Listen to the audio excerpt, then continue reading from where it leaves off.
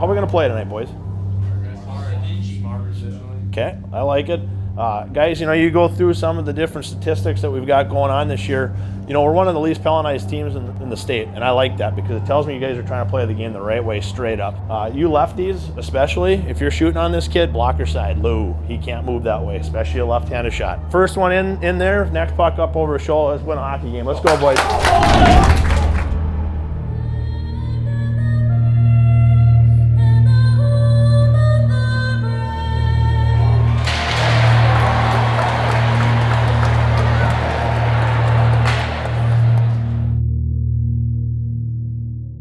I grew up in Bismarck, North Dakota, in the shadows here, the rink right behind us, basically, and that kind of became my second home growing up, and more or less my babysitting service.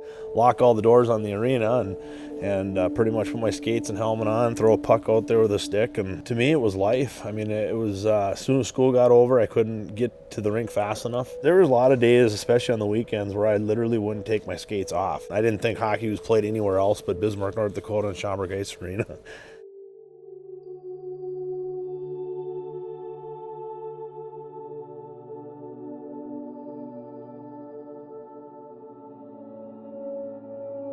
The year that everybody talks about, obviously, is my junior year, where we made the first state title. Lost a tough one there to Minot, a team that we had never lost to. It's kind of where my hockey career started. The associate coach now at Minnesota, the Gophers, Mike Genzel, he invited me down to a tryout camp in Omaha, and I didn't really go there to try and make a hockey team. I went there more for the experience. We drove all the way home with my dad, and my dad never said a word to me until about 20 miles outside of Bismarck.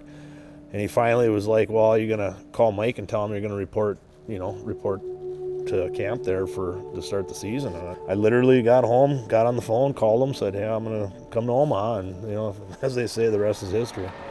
Leave him out there.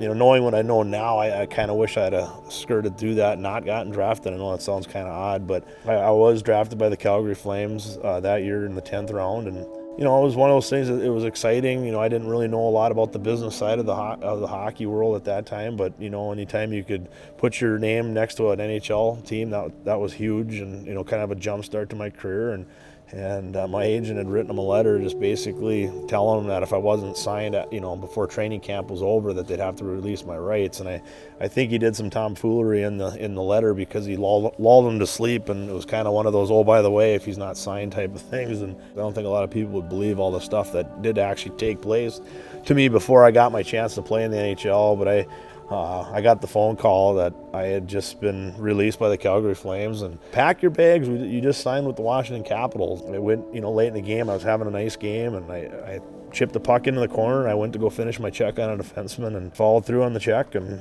all of a sudden I felt my knee kind of give out and go, and I knew right there and then that wasn't a real good situation, and there's something was wrong. And sure enough, the general manager walked in, and he had no idea that I was hurt, and he came up to me and shook my hand, and he basically told me I was getting called up, and in the same breath I had to tell him that I wasn't.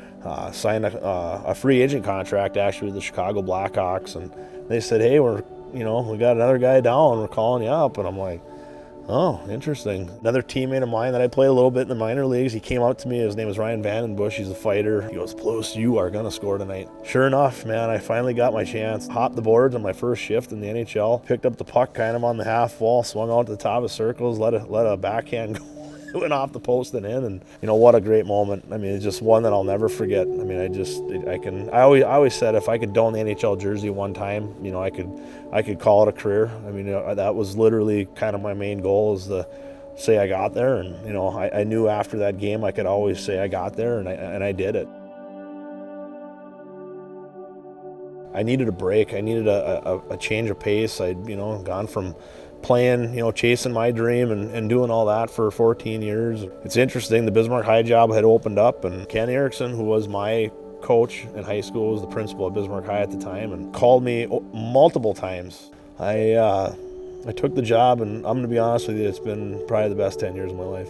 I try to bring a presence to the arena each and every day of a kind of a business approach. I'm going to give every kid an opportunity, but they've got to earn it. The ones that embrace it and gravitate towards it, they usually do fairly well. The ones that fight it, they struggle, and you just hope that you get to them some way, somehow, and try to give them everything you got that you experienced. And I try to pass them on and try to save a lot of these young men a lot of headache.